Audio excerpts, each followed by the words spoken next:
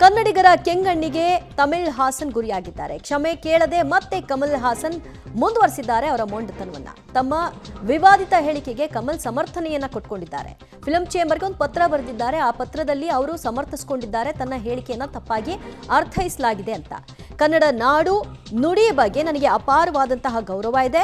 Doctor Rajkumar ಕುಟುಂಬದ ಕುರಿತಾಗಿಯೂ ಕೂಡ ನಾನು ಗೌರವದಿಂದಲೇ ಮಾತನಾಡಿದ್ದೀನಿ. ಆದರೆ ನನ್ನ ಮಾತುಗಳನ್ನು ತಪ್ಪಾಗಿ ಅರ್ಥೈಸಲಾಗಿದೆ ಅನ್ನುವಂತಹ ಪಾಯಿಂಟ್ ಅನ್ನ ಸೇರಿಸ್ತಾ ಇದ್ದಾರೆ. ಅರ್ಥ ನಾನೇನೂ ತಪ್ಪು ಮಾತನಾಡಿಲ್ಲ ಅನ್ನೋದು. ಮೊಂಡುವಾದವನ್ನ ಮತ್ತೆ ಕಂಟಿನ್ಯೂ ಮಾಡಿದ್ದಾರೆ ಕಮಲ್ ಹಾಸನ್. ಕಮಲ್ ಹಾಸನ್ ಅವರ ಆ ವರ್ತನೆಗೆ ಸಂಬಂಧಪಟ್ಟ ಹಾಗೆ ಈಗ ಫಿಲ್ಮ್ ಚೇಂಬರ್ ಕೂಡ ಅಸಮಾಧಾನವನ್ನು ವ್ಯಕ್ತಪಡಿಸಿದೆ.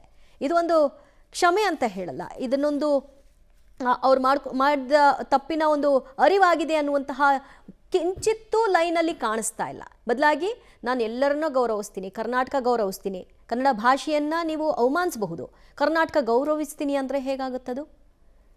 ಇದನ್ನೇ ಇವಾಗ ಫಿಲ್ಮ್ ಚೇಂಬರ್ ಕೇಳ್ತಿರೋದು.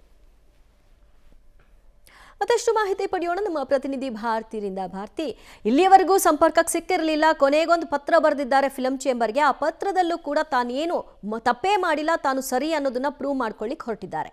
ಈಗ ಫಿಲ್ಮ್ ಚೇಂಬರ್ ಏನು ಹೇಳ್ತಾ ಇದೆ? ಹೌದು ದಿವ್ಯಾ, ಪದೇ ಪದೇ ಕಮಲ್ ಹಾಸನ್ ಅವರು ತಮ್ಮ ಮೊಂಡಾಟವನ್ನು ಮುಂದುವರಿಸಿದ್ದಾರೆ, ಸಮರ್ಥನೆ ಮಾಡ್ಕೊಳ್ತಾ ಬರ್ತಾ ಇದ್ದಾರೆ. ಅದಕ್ಕೆ ಪತ್ರ ಕೂಡ ಸಾಕ್ಷಿ.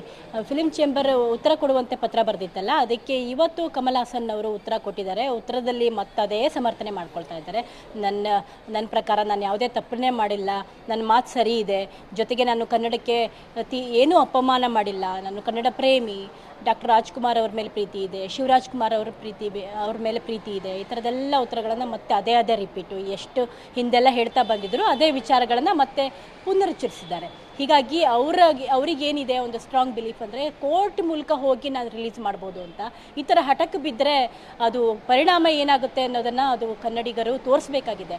ಶೀಘ್ರದಲ್ಲೇ ಏನು ಕೋರ್ಟ್ ತೀರ್ಪು ಕೊಡುತ್ತೆ, ಅದರ ಬಳಿಕ ಫಿಲ್ಮ್ ಚೇಂಬರ್ ಒಂದು ನಿರ್ಣಯಕ್ಕೆ ಬಂದು ಸಿನಿಮಾವನ್ನು ರಿಲೀಸ್ ಮಾಡಲೇಬೇಕಾ ಅಥವಾ ಬೇಡವಾ, ಅಥವಾ ಇದು ಕೋರ್ಟ್ ರಿಲೀಸ್ ಮಾಡಿ ಅಂತ ಅನುಮತಿ ಕೊಟ್ಬಿಟ್ರೆ ಯಾರದೂ ಕೂಡ ತಡೆಯೋಕ್ಕಾಗೋದಿಲ್ಲ.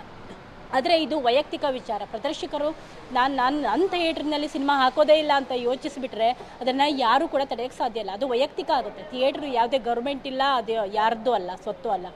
ಪ್ರದರ್ಶಕರು ಪಟ್ಟು ಹಿಡಿದು ನಾನು ಕರ್ನಾಟಕದಲ್ಲಿ ನನಗೆ ಕನ್ನಡ ಭಾಷೆಗೆ ಅವಮಾನ ಮಾಡಿದ್ದಾರೆ ಇವರು ಕಮಲ್ ಹಾಸನ್, ಹಾಗಾಗಿ ಅವರ ಸಿನಿಮಾವನ್ನು ನಾನು ಪ್ರದರ್ಶನ ಮಾಡಲ್ಲ ಅಂತ ಪಟ್ಟು ಹಿಡ್ಕೊಂಡ್ಬಿಟ್ರೆ ಯಾವುದೇ ಕಾರಣಕ್ಕೂ ತಡೆಯೋಕ್ಕೆ ಸಾಧ್ಯ ಇಲ್ಲ. ಹೀಗಾಗಿ 2:30 ನಂತರ ಏನು ಕೋರ್ಟ್ ಆದೇಶ ಕೊಡುತ್ತೆ, ಅದಾದ ಬಳಿಕ 1 ಗಂಟೆ ಸಮಯ ತಗೊಂಡು 3:30 ಸಮಯದಲ್ಲಿ ಫಿಲ್ಮ್ ಚೇಂಬರ್ನಲ್ಲಿ ಒಂದು ಸಭೆ ನಡೆಯುತ್ತೆ. ಸಭೆಯಲ್ಲಿ ಕೋರ್ಟ್ ಏನು ಆದೇಶ ಕೊಡುತ್ತೆ ಅದರ ಮೇಲೆ ತೀರ್ಮಾನ ಮಾಡಲಾಗುತ್ತೆ. Divya, yes, thank you Bharathi ನಿಮ್ಮೆಲ್ಲ ಮಾಹಿತಿಗೆ. ಸದ್ಯ ಕೋರ್ಟ್ ಏನು ಹೇಳುತ್ತೆ ಅನ್ನೋದರ ಕಡೆ ಎಲ್ಲರ ಚಿತ್ತ ಇದೆ. ಅದಾದ ನಂತರದಲ್ಲಿ ತಮ್ಮ ಮುಂದಿನ ನಡೆ ಅಂತ ಹೇಳ್ತಿದ್ದಾರೆ.